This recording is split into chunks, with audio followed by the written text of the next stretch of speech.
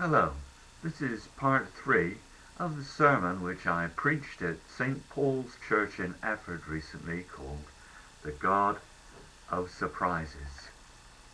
Almost 3,000 years ago, the Assyrian Empire broke onto the scene in the Middle East. The supreme god of the Assyrians was Ashur, the god of war.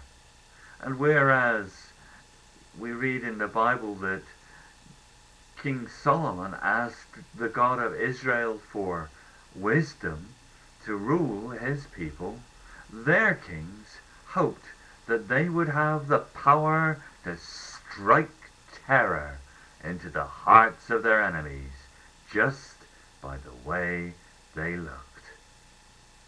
They destroyed everything in their path. And until the coming of the Romans, centuries later, theirs was arguably the most highly developed war machine in history.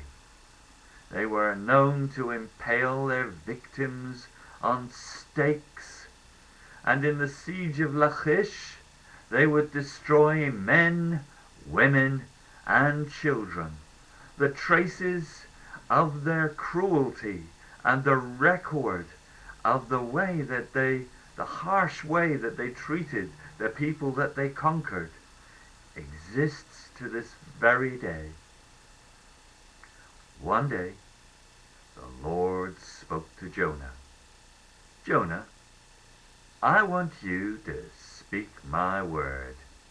And Jonah answers, Yes, Lord, I will speak your word to your people. This may come as a surprise to you, Jonah, but I don't want you to speak to my people.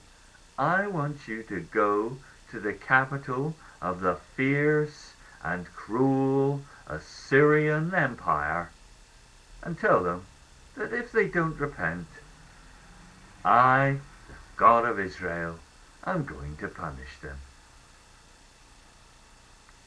The capital of the Assyrian Empire was many miles inland from Israel. And so Jonah promptly went to sea as fast as he could get there and was swallowed by a whale. We all know the story. Eventually, God brought Jonah back from the sea, back from the dead, so to speak, and brought him inland to Nineveh, the capital of the warrior race known as the Assyrians.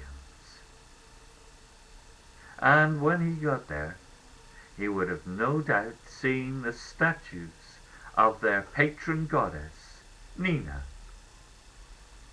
with an open belly that contained a fish. Jonah preached the word, and much to his great disappointment, Nineveh repented, and God forgave them.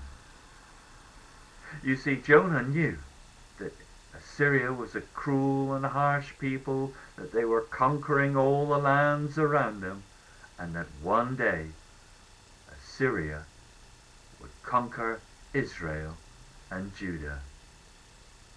So Jonah went off for a jolly good sulk because he'd been successful in his mission.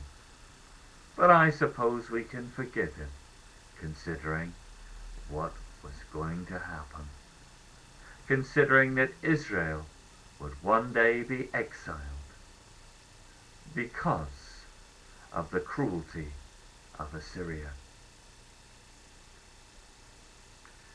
And it may come as a surprise to some people to learn that this Old Testament story teaches us that God calls us to love our enemies. In a way, Jonah is an Old Testament equivalent of Paul. God called the Apostle Paul to go to Rome and to bear witness to the power of the risen Lord. In some ways, his Roman citizenship prepared him for his task, but in others his background as a Pharisee and a follower of the crucified King put him uniquely at risk. Jonah and Paul were created for their calling, just as God has created you for yours.